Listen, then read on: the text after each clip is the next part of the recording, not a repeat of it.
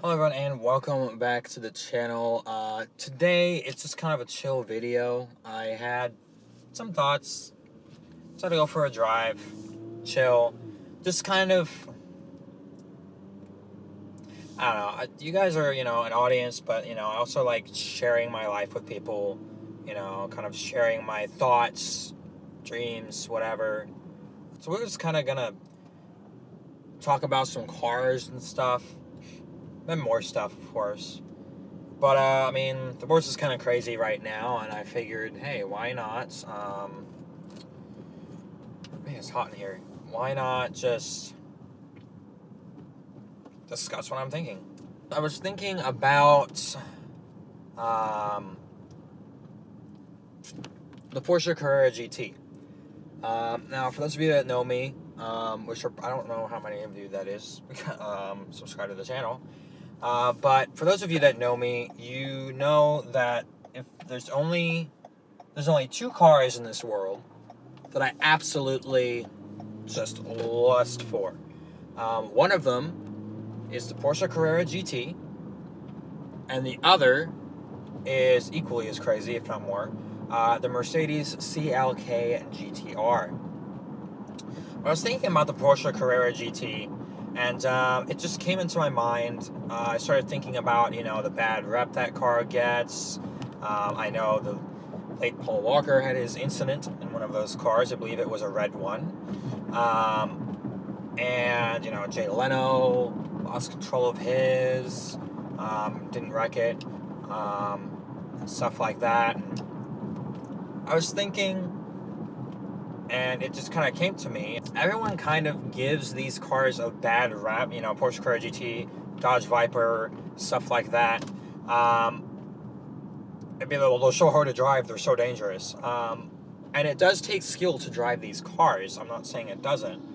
But I think what a lot of people overlook is the fact that these cars, are seen as investments, which they are. They often skyrocket in value over the years. Porsche Carrera GT was about 400K, 450K, brand new.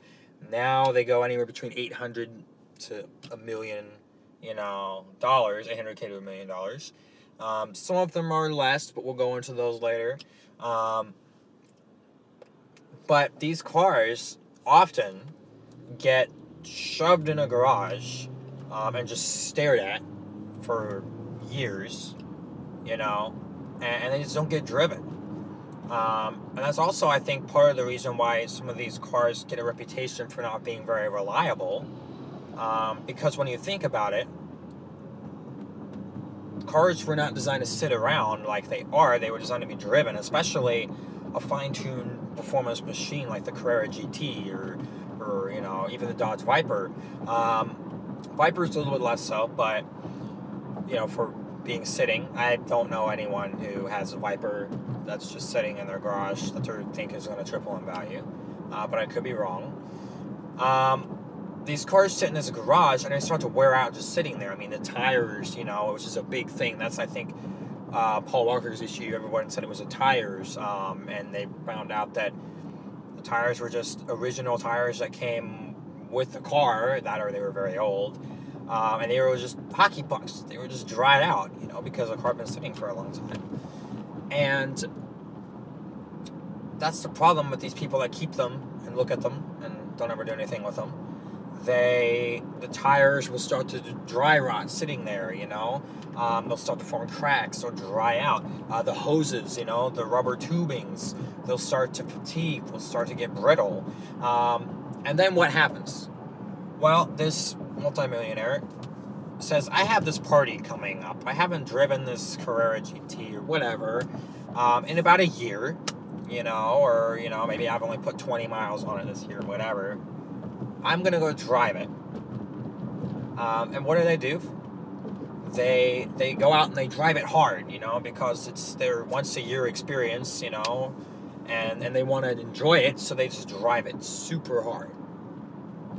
And what happens? They blow a gasket, or something electronic breaks, or they pop a hose, or a tire blows out, or something like that. And then they're stranded, and they're like, well, this car is not very reliable. Every time I drive it, something breaks.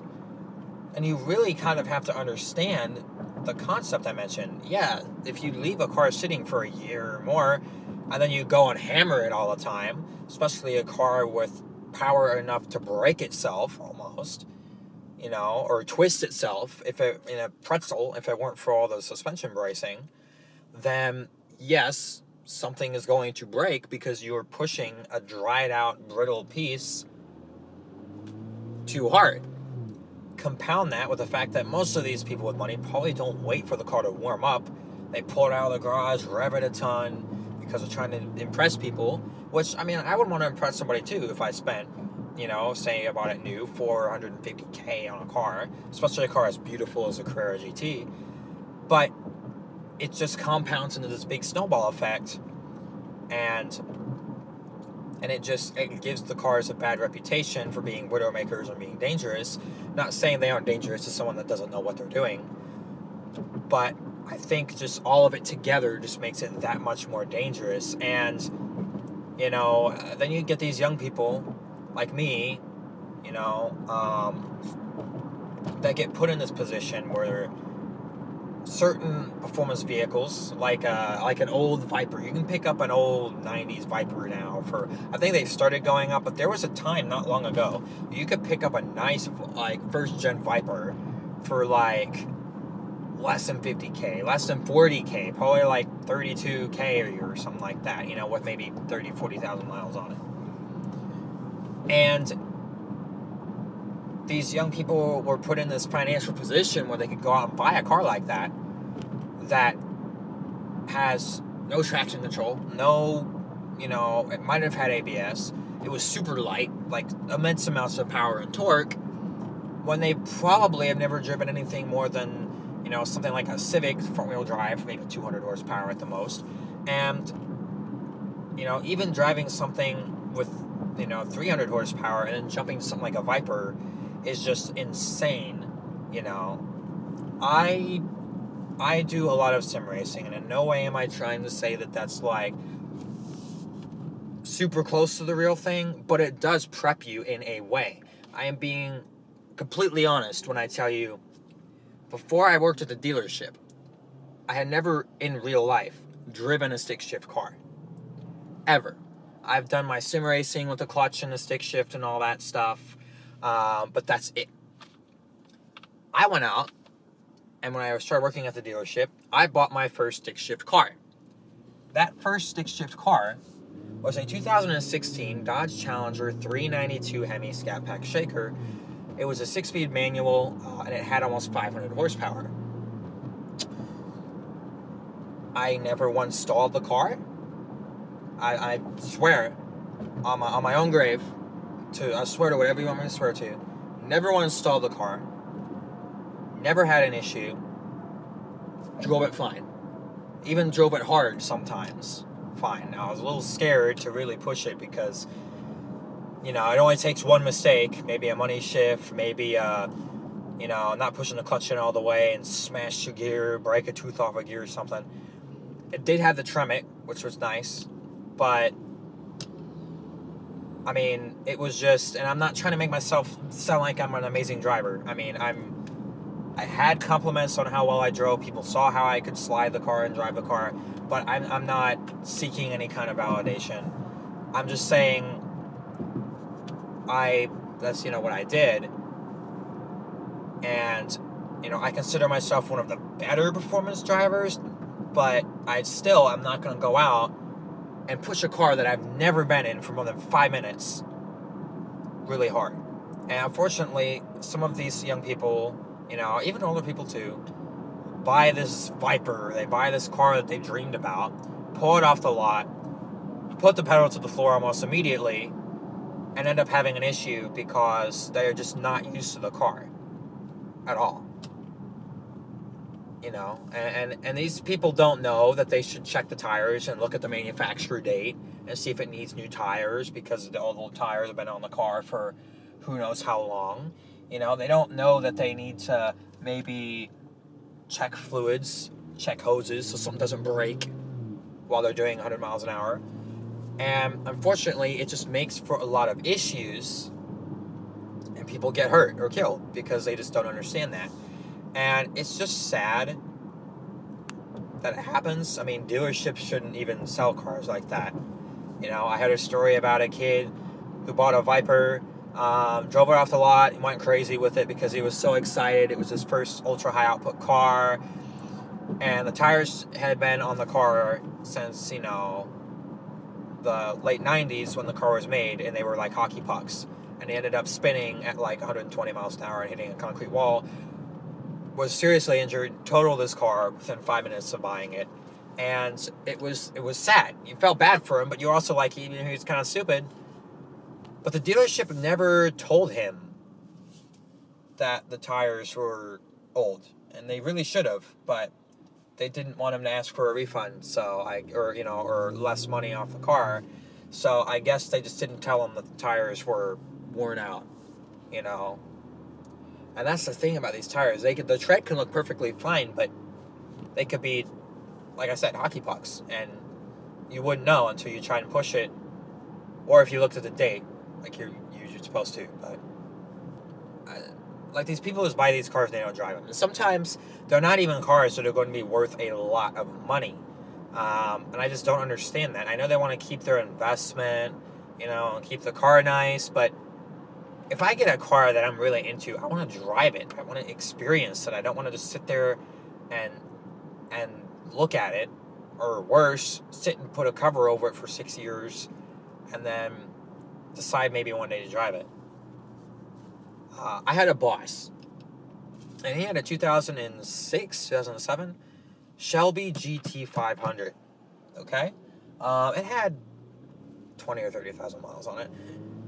Interesting story. He went to the Cadillac dealer, and he found the car, and they were loading it on a truck. They were going to send it to auction. Nobody wanted it. And he said, "Hey, what's the deal with this Shelby?" It was just like the one from I Am Legend. It was red with white racing stripes. Had the nice hood on it. It had the original rims still. It wasn't modified almost at all. And the dealership was like, "Well, we can't sell it. Nobody wants it. Do you want it?" He said, "Well, it depends how much it is." So the dealership told him, "Make your offer. Make a realistic offer. I'll ask my manager, and you'll probably get it." So he offered him this ridiculously low price. And I guess it was significantly more than the auction place was going to give him, because these auction places are notoriously cheap. I mean, again, I worked at a dealership, and they don't usually pay us very much for cars we ship to auction. I think he offered him $26,500 for the GT500. And they said, "Yeah, sure. We'll get the paperwork done up." The issue was this. It had drag slicks on it, so that he couldn't drive it home. So he had them put new tires on it, and he had Goodyear Eagle F1s put on it, and he had new tires, and that wasn't an issue. Now, that wasn't even that amazing of a car. I mean, yes, it's a nice car, but what did he do? He put it in his garage underneath the cover and kept it hooked to a battery maintainer, where he would drive it once every few months to work. It's about 30 miles each way. And he put 300 miles on it a year. 300 miles a year on a GT500 from 2007. And he was a massive Shelby fan, practically worshipped the man. He had all sorts of merchandise. He went and literally bought a plaque to put on his dash that was signed by Carroll Shelby for like thousands of dollars, because he wanted it on his dashboard. He went and paid money to have the dealership pull the original window sticker from the database, print it out on a nice window sticker piece of paper, had it mounted in a frame and hung on his wall in his office. I mean, he was a big Shelby fan. And I just don't get why you would buy a car like that and just not drive it. But I know some people are like that. They don't want anything happening to that car, you know.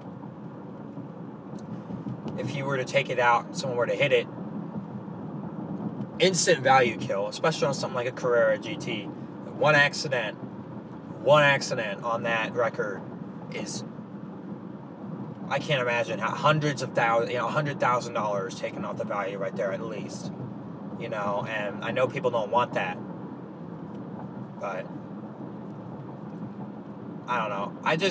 I like sharing with you guys. If I were ever lucky enough to get a Carrera GT, you can bet that there will be massive amounts of Carrera GT content on the channel.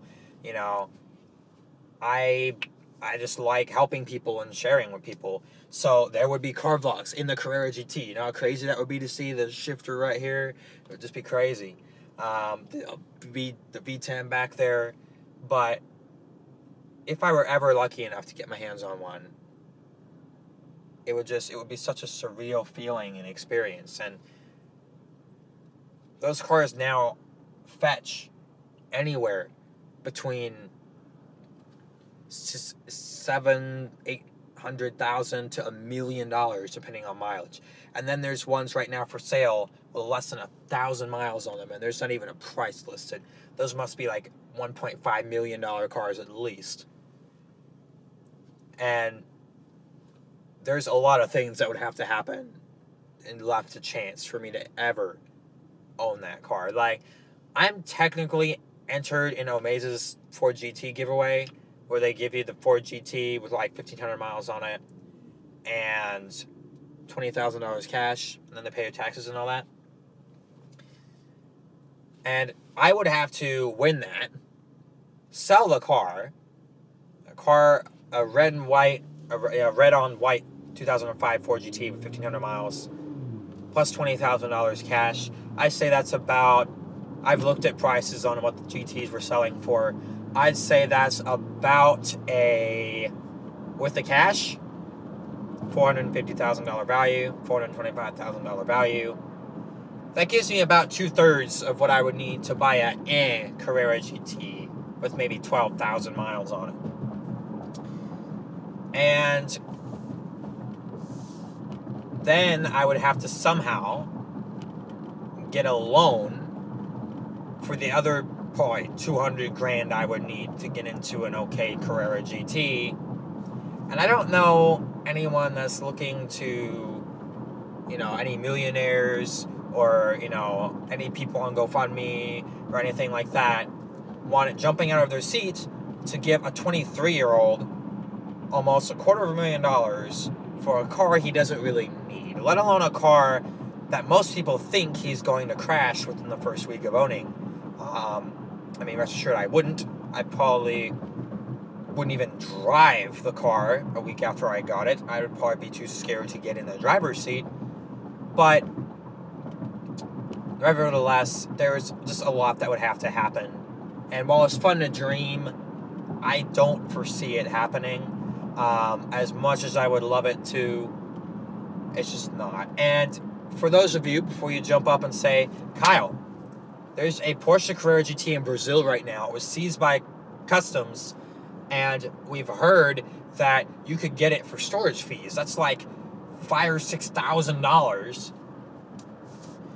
or you could get it at auction if they send it to another, wholesale auction, government auction.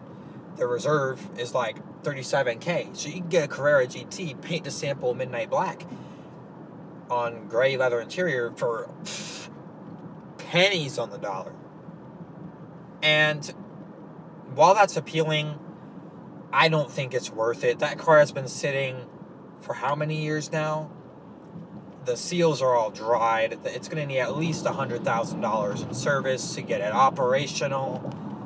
And it doesn't have a title, so you would have to move it in as parts. You have to do a lot of shady stuff to get it in the country legally. And even then, if you try to do it legally with a mechanics lien, then insurance isn't going to want to touch you. And then there's always the potential of, maybe you get a branded title or a bonded title. But then the original owner, who's in prison now for trying to get the cars in the country for 50 years, could come back and say, I want the car back. And it's just a hassle. Now, there's another Porsche Carrera GT that is rumored to be finished in Zanzibar red, which a lot of people are saying isn't Zanzibar red, it's some other kind of red, in China right now at an abandoned Ferrari dealership. What is it, 3S Motor Cars or something?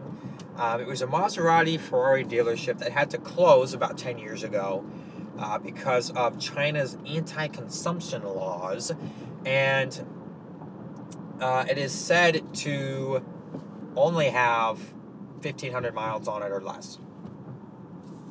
I don't know if that's true. I can't remember the original mileage, but it's low mileage. There's also a Ferrari Super America there, and it's a rare manual Ferrari Super America. There's a Corvette Z06. There's a yellow one. And people are like, what would you have to do to get those cars and bring them to the U.S.? Well, I doubt it's a U.S. spec car, which means that you would have to import it. Now, if it is substantially similar to a model that is already in the U.S., which it is, just like the BMW Z8s that are, in Europe, a lot of people like the Euro spec rear end, front end, and the features and stuff like that. And people like to import the Euro spec Z8s and then maybe make some modifications. You would have to change the gauges to miles an hour from kilometers an hour, add some side marker lights, whatever. Emission stuff probably is different. But it can be imported and altered. On a car like the Z8, it's about a $10,000 process. On a car like the Carrera GT, it's about a $25,000 to $30,000 process. And then you all have to pay import fees and duties and all that stuff. And I don't know what you would have to do to get possession of a car like that in an abandoned dealership. It's been sitting. One or two of the tires are flat, obviously. I have no idea how legal it would be to go get it and bring it to the U.S. There's probably some type of hold on the car from the loan company, or the dealership technically still owns the car, but then it went out of business. So the bank that was dealing with the bankrupt dealership now owns the car, but never wanted to grab it for some reason. So there's a lot of holes in the story. Just like people examining the pictures are like, hey, it doesn't look like there's 10 years of dust sitting on that car. It looks like it's limit sitting for maybe a year or two. So maybe they're just keeping it in storage for a while. Who knows? But again, I'm not familiar with the laws on getting these cars out of the countries that they're in. A lot of people, a lot of automotive journalists are like, someone should rescue these cars. And I'm like, I mean, you could, but it's still going to be a substantial amount of money. We're talking probably $200,000 to $300,000 at least money I don't have. Now, if I wanted to pursue that, if I say won this GT and sold it and got almost $500,000, I could. And it's a fun thought to think about.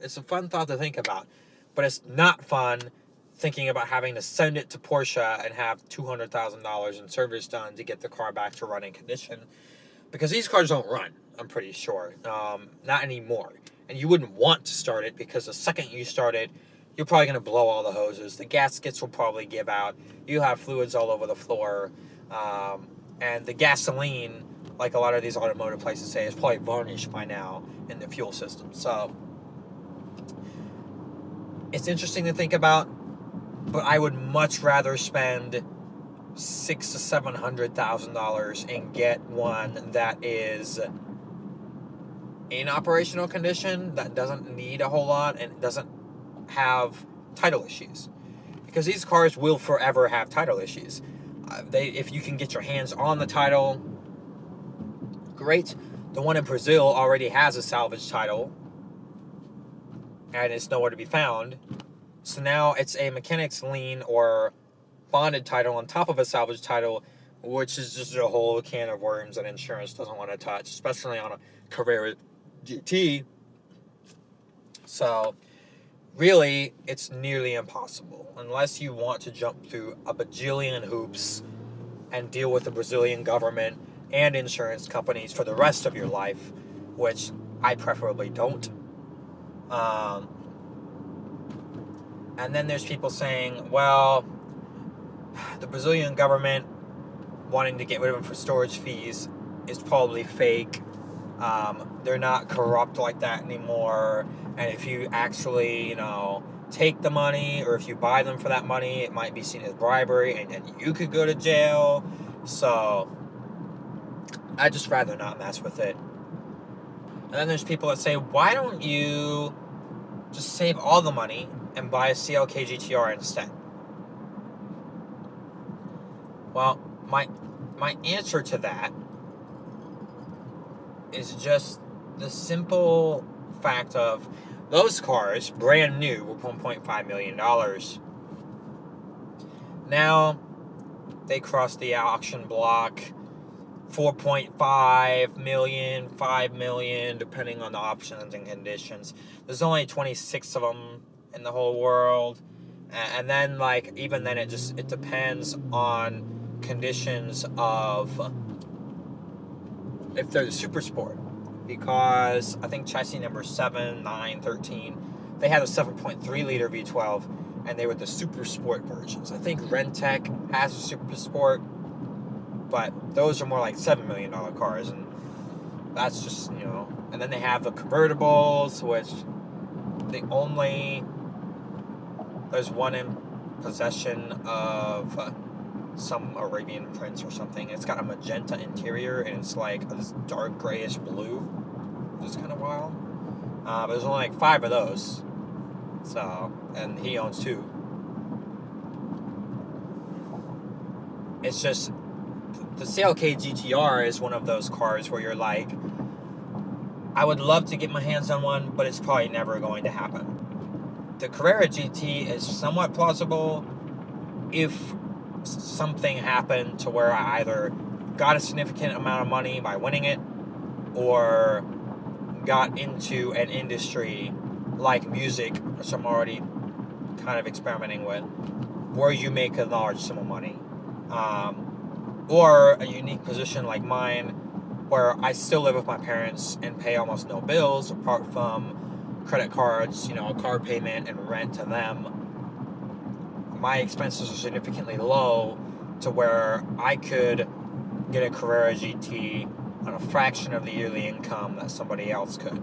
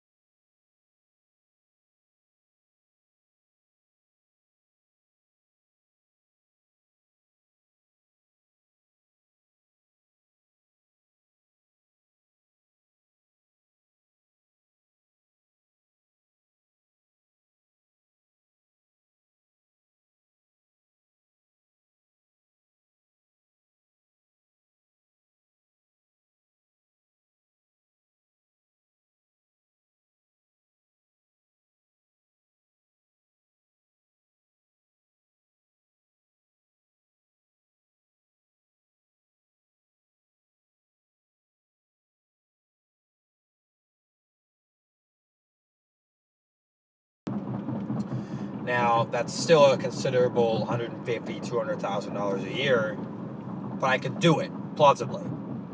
I mean, my monthly expenses to live with this car payment and all that are less than $1,500 a month.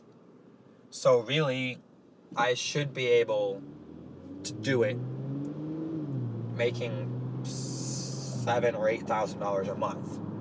if I won this contest, and I compared that with a loan and took the car, maybe a $400,000 down payment on a $700,000 car, then I'd really only have to borrow $300,000, and then that would put my payment somewhere around $4,000 to $5,000 a month. And I don't even want to think about insurance on the Carrera GT. That's gonna be like, with my driving record, man. For those of you that don't know, I got my first speeding ticket, and only speeding ticket, and it was 75 and a 40. So I should have had my license taken away, but I didn't, because it was my first offense. But I still got 6 points taken off my license, and I still haven't got my insurance bill with the updated rate yet for this car. So I'm hoping it didn't double, but being 23 and with this being a red car, it may. A lot of people are like, well, sometimes they look the other way on the first offense. But since I was going over double, well, I was almost going double the posted speed limit, and it was in an area where they're very strict, Arlington, which is known for being sticklers and putting speed traps everywhere, it's going to be interesting to see what the insurance does. I also have 2 accidents on my record, neither of which were my fault. They were both other people that were not paying attention. One of them, I was rear-ended. The other one, the guy pulled out in front of me, and I just couldn't stop in time. Still ruled as his fault. So we'll see. But insurance on something like a Carrera GT, unless I vow to only drive at 2,500 miles a year, it's probably going to be... I have a good insurance company, so it's going to be at least $500 a month, $600 a month, on top of what I'm going to be paying on this. Doug DeMuro has a Ford GT 2005, and he pays his in full, like I pay mine. I pay mine in full every 6 months, and he pays less than $1,000 every 6 months for his GT, for his Ford GT. But that car is worth half of what this Carrera GT would be worth. So even if I had a clean record like him, because he says he has a good driving record, he's also going into his 40s, and he also told the insurance he was almost never going to drive it. So, I don't know, okay, why it's supposed to impress me in your F-150, okay. But even if I vowed never to drive it, almost, and then had a clean record like him, I'm still young, so it's probably still going to be higher. But I don't have any of those things. So insurance, I think, is going to be almost unobtainable for that car for me, unless I want to spend $1,000 a month, or $800 a month on that car.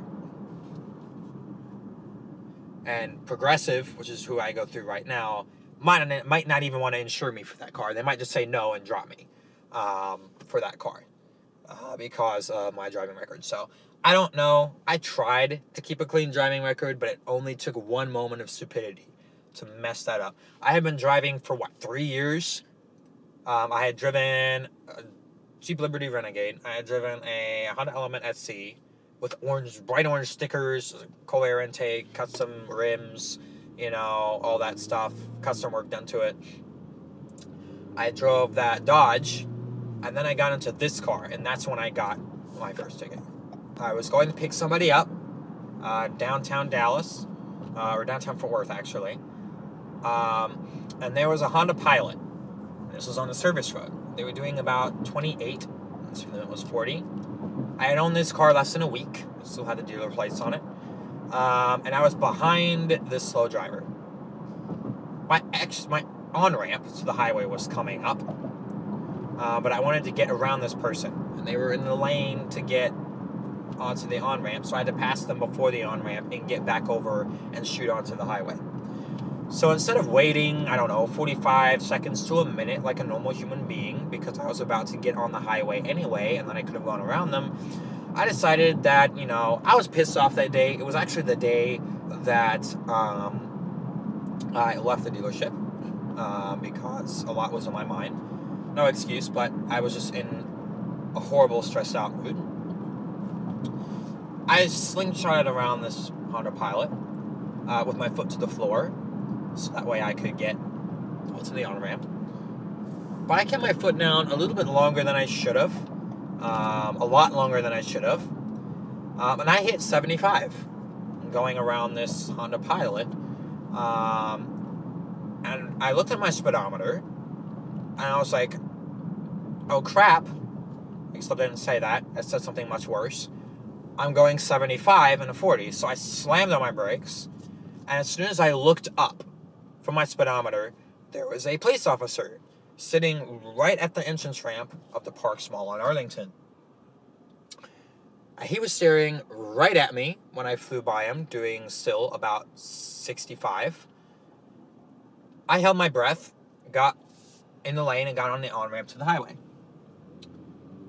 Fingers crossed, please don't come after me, but I knew I was like blowing the speed limit, so the chances of him letting me go were almost nothing.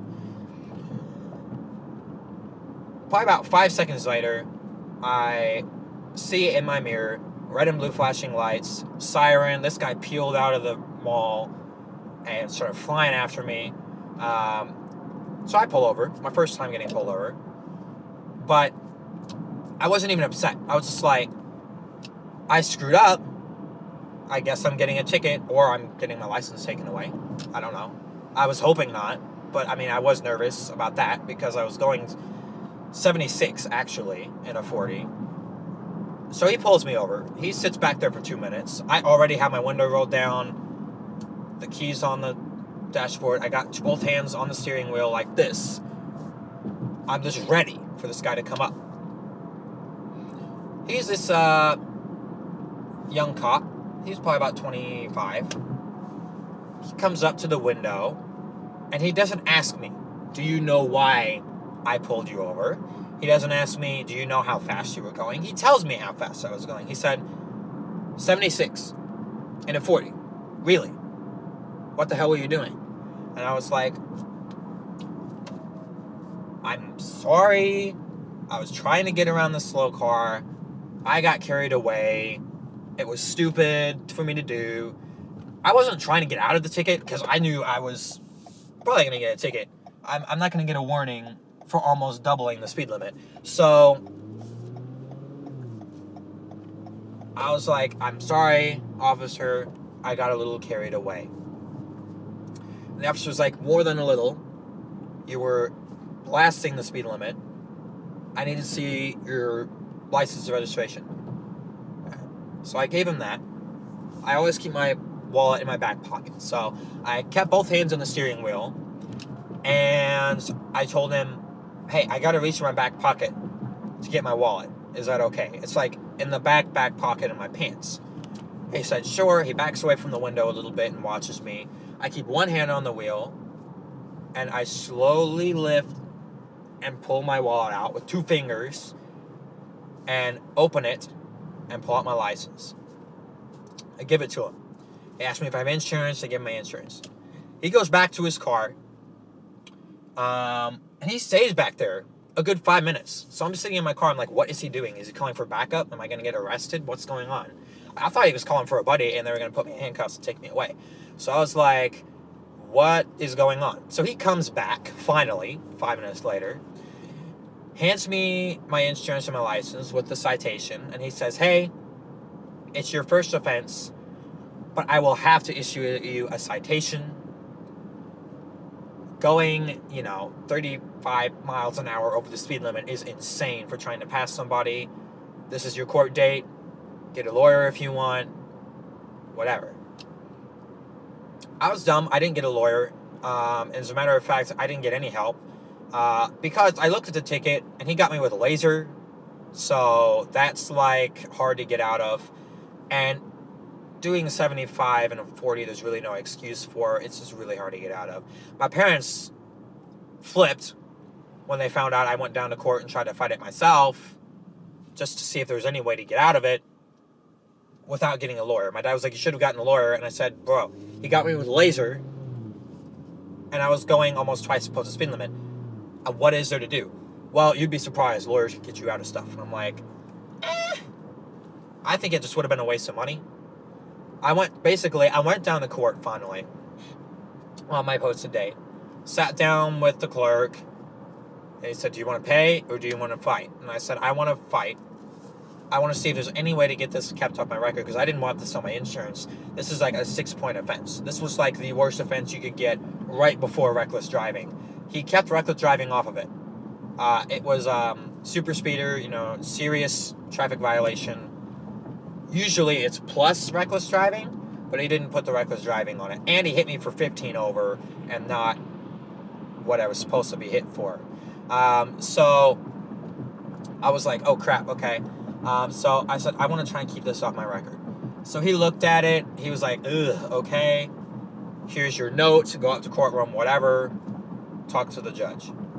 So I go up there, sit down. There's some other cases. Apparently some lady hit somebody and neither of them had insurance, so that's crazy.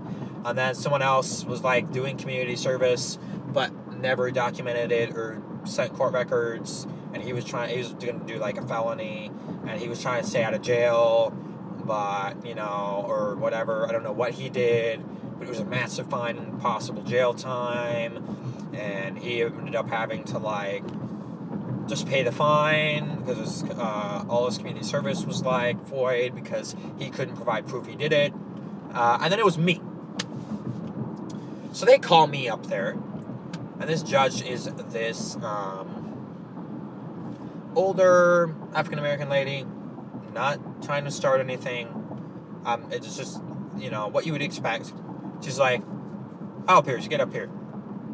I'm like, yes, Your Honor. So I go up there with my citation in my hand, like a good little Christian boy.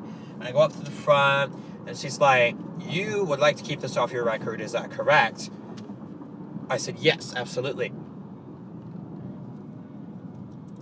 And she looks at her computer, and she looks through her records, and she says, you were doing 76 in a 40. I said, that is correct. I'm not going to try and get out of it. She has her record. She knows what happened. I asked, is there any way this can be kept on my record? I'll pay the fine and do driving school. Whatever. Like, I'll do both, because usually you only do one or the other. I said, I'll do both. I said, really? I just want it off my record. I don't care about the fine. I'll pay the ticket. I just don't want it on my record for my insurance. She says, you were going way too fast. You need to go downstairs and pay the ticket. There's no way to keep it off your record. Get out. And that was it. She put it out, the verdict. She gave me the court paperwork. Kyle Pierce versus the state of Texas. It's kind of cool. I guess I have a lawsuit. Or a court case. But that was a $334 fine. 6 points on my license. And I have yet to see what insurance is going to do. So, hopefully they don't drop me. I don't think they'll drop me. I've had a good record this far. And I'm technically on my parents' policy, so that helps me a little bit. Save some money. I guess moral of the story is don't speed. Honestly. But, moral of the story is also don't do stupid stuff. I was very irritated at the day, and of course grandma and her freaking Honda Pilot EXL, driving 15 under the speed limit, but it didn't give me an excuse to just blast around or doing twice the speed limit. So yes, I kind of got what I deserved, and I knew that, and that's why I really wasn't trying to fight it that hard. I knew it, and it is what it is. But way off topic, long story. But basically, that's why insurance on a Carrera GT would be probably insane for me. Honestly, part of me would be perfectly happy if I won this Ford GT, keep it, drive it a little while, enjoy it, and use that. It's not a car that I really want to own, but it's still, I would feel weird being like, oh, well, I don't really want it. I'm just going to sell it and buy something else, because there's people that would just kill to have a car like that, and I wouldn't scoff at a car like that. I'm also entered in the contest to win the number 1 of 600 Honda Civic Type R Limited Edition, in the yellow. Is it Phoenix yellow? Or Imola, yeah? I forget what they call yellow. Imola is orange, yeah. So I don't know what the yellow's called, but I mean, it's a fun dream to think about, and I would just absolutely be ecstatic if any of it came true. If I could walk out of my front door one day, you know, and have that Porsche Carrera GT in my driveway, knowing that I got it and it's mine now for the rest of my life, because I'm never going to get rid of that car. It just almost brings a tear to your eye. It's like, call it stupid. Some car guys will understand. Just the feeling, the I just can't put it into words. It's just so crazy to think about one day possibly owning a Carrera GT, and just the feeling you get when you think about it, even knowing that it probably won't happen, knowing that it's just not set in stone, it's just knowing that there's so many hoops, so many things that you would have to do to get the car, so much money and hard work involved, unless I win something somehow and get the money that way. Just, I don't know. It's just a car. It's just metal with 4 rubber pucks on it that makes loud noise and attracts attention. Costs money to upkeep because the engine has to be pulled out every certain amount of miles, or every 10 years, whatever comes first, you know. And I just don't understand the hype, you know. But just think of your dream. Maybe you're into sports and you want to be a famous soccer player one day, you know. Maybe you're a young or an old person that sings to the radio in their house, you know, has your little corner set up where you sing and make music, and you just dream of releasing a Billboard topping album one day. The feeling you get when you think of accomplishing those dreams is just a feeling people like me, you know, that I get when I think of maybe the feeling of having a Carrera GT or a CLK GTR, or the feeling that other car guys get when they think about owning their dream car. It's just a feeling that they just never want to let go, you know? It's just indescribable, unknowable, you know, until it happens. I mean, when I got the Challenger, I mean, I'm so sad that I had to get rid of that car. When I got the Challenger, I was like, I've dreamed of owning a car like this, not a Challenger specifically, but like this. High horsepower rear-wheel drive manual transmission with a big V8, you know, powerful car, a lot of noise, kind of luxury, you know, heated seats, cooled seats, red interior, just, you know, something nice. I've dreamed of owning a car like this since I was like 10 years old. And even though it wasn't something that I was like, I have to own a Challenger one day, it wasn't like a car I wanted, but it was a car that I wanted something like. It fit all the criteria of what I wanted. The feeling when I bought that car was just, how did I get to this place in life where I could buy this car? Like, what did I do to deserve to get a 392 in redline tri-per metallic with a red leather interior? You know, it was just crazy. And the fact that I had to get rid of it because of COVID-19 was sad. But that wasn't even a car that I had woken up every day for years wanting. Literally. I almost bought a Subaru. That fell through. You know, an STI. And then this Challenger came into the dealership. And I saw it. It was unlocked. I opened it. Looked in there. Sat there. Fit me really well. Messed with the shifter. Tried the clutch. I could push it easy. saw that it was a 392 with like the technology package, sound group 2, comfort package. It was I saw the winter sticker. It was like almost $50K brand new. And I was like, I'm buying this car. And I went into my manager and I said, how much did you get that car for? X amount of dollars. Cool. Print the paperwork. I'm buying it right now. I put $3,000 down on the car and bought it that same day. And I was just so happy. And yeah, my payments were higher than I wanted, and yeah, my interest rate might have been 0.5% higher than I thought I should have gotten. And sure, I might have financed it for 75 months instead of like probably 72 or whatever like I wanted.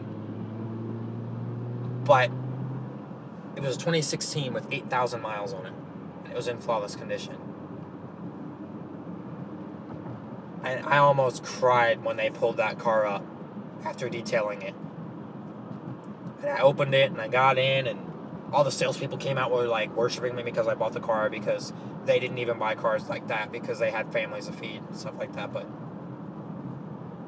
just that feeling is surreal. I still feel it, but I can't put into words the feeling I get when I think about owning like a Carrera GT. Not even a CLK GTR, because that's like almost unobtainable for me. But it's just crazy. So, and I want to share the experience with you. Like if I ever get to that point, when I go to buy it, I'll probably film myself buying it. Like first drive home, do that. You know, hey guys, here's how you change the wiper fluid on a Carrera GT.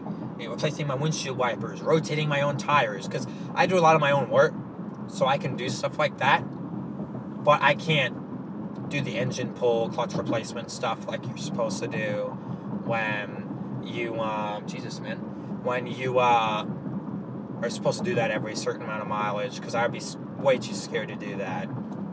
It's like, I can do my own work, but on a car that's worth that much money, it's like taking apart your expensive Rolex, only to figure out you have no idea how to put it back together and where things go. And that would just be a scary thought. I just pulled this car that on a bad day, I pulled this car apart that on a bad day is worth $650,000, and on a great day is worth $800K. And I have no idea how to put it back together. And you're going to have to call somebody and pay them immense amounts of money to put it back together. Or you could send it somewhere like a Porsche dealership where they're going to charge you, $25,000, $30,000 to do it. Or I would probably take it somewhere like the Car Wizard, like, Hoovy's per guy that he uses, and ship it off there and have him do it for probably $12K instead of $25K. Because I heard he gives people discounts. So it's just, I just wouldn't want to risk that. But I would do small things. Brake jobs. I would do my own brake jobs. Tire rotations. Wiper fluid. Oil changes, probably, unless you have to pull half the engine out to get to it. Spark plug, the same way. I can do things like that, and I wouldn't care about doing them on a car like that, because spark plugs are spark plugs, and oil is oil. But I would film stuff like that. I do vlogs in the car, road trip videos, take it somewhere, take it to Miami, drive it down the coast. But I like to share my experience with the people. Not to flaunt it, not to, I have a Carrera GT, look at me, I'm going to drive to Miami and take the top off and flex on y'all. But it's just, I like to help people too, and there's not very many Carrera GT channels dedicated out there, because most of the people that have this car, lawyers, doctors, whatever, politicians, they're not interested in running a YouTube channel about their car. They're busy with work, and they have their own lives to run. And I just think it would just be cool to have like a Carrera GT channel, delivery, cost breakdown, cost of ownership, how expensive really is this car to own, and I would love that. I don't know. Maybe if I win the lottery, which I don't play the lottery, but if I did, maybe. But it's just, I don't know, One day. I don't want to start a GoFundMe because I feel like that's, hey, COVID's going on and people don't have any money, but can you give me $800K so I can buy this car that's obnoxious, that I don't need, that I probably have no business driving? Like, that would be great. I feel weird asking for money like that. I've done it before. Hey, can you give me X amount of dollars so I can buy my parents' house before they sell it? Hey, can you give me X amount of dollars so I can buy this nice car? I've done that before.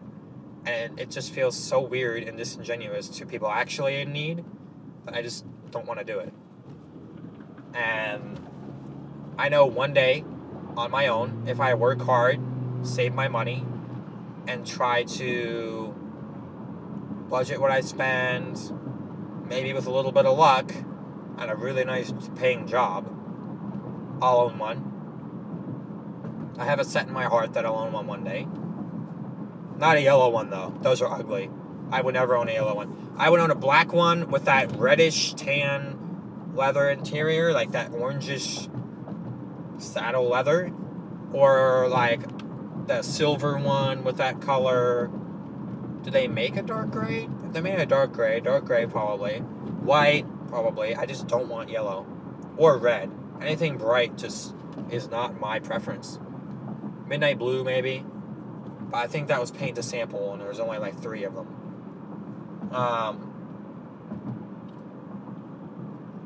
I'm not really even picky. They have the different packages. They have the carbon fiber trim with the carbon fiber shift knob and all that, or they have the wood trim with the wood shift knob. I don't care. I think the wood looks better, but I would take either, It's a Carrera GT. Come on. I would just like more neutral, natural colors. Black, gray, silver. Dark blue, but...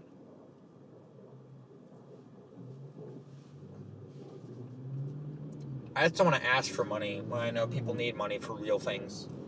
Porsche is my favorite car manufacturer. Right behind Audi.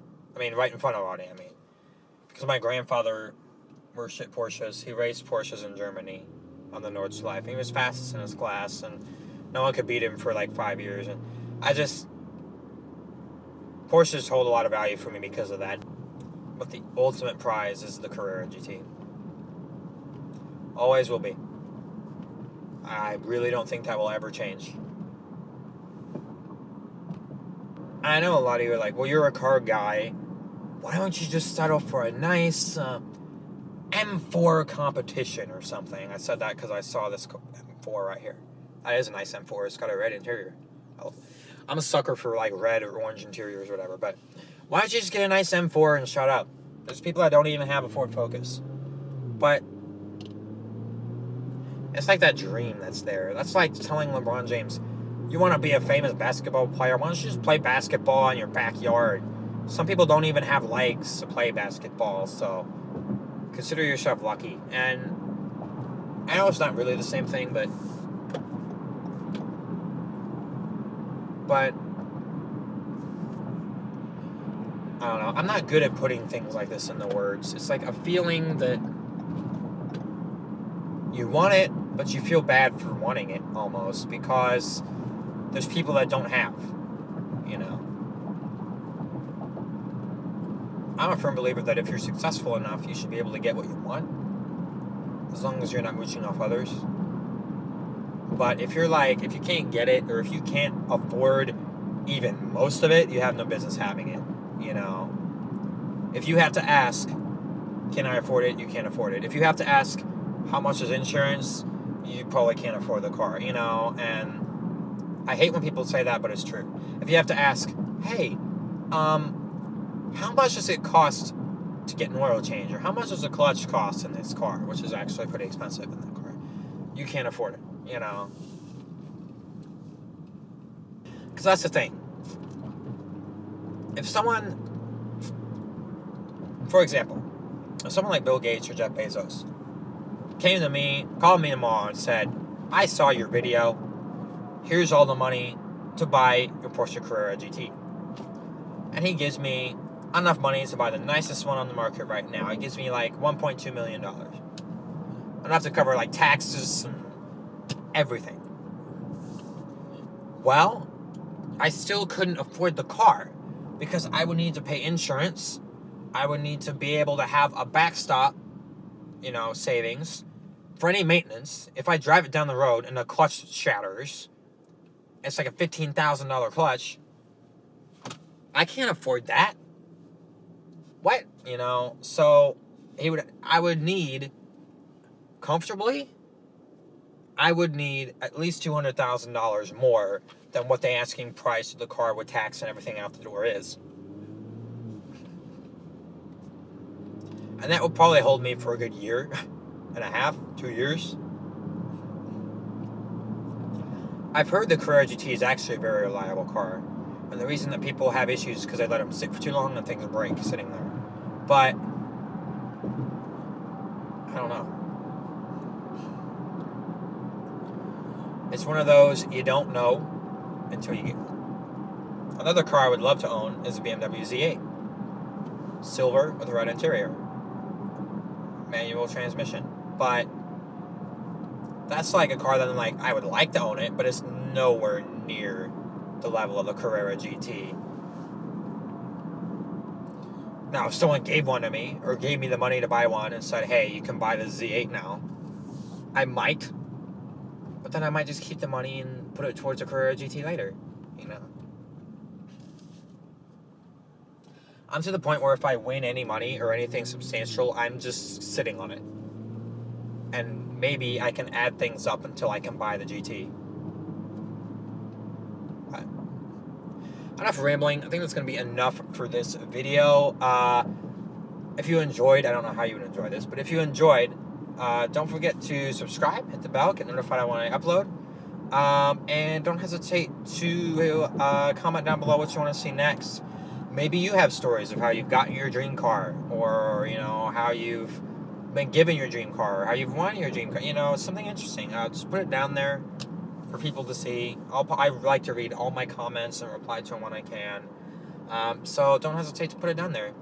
And of course, as always, I will see you, special friends, in the next video.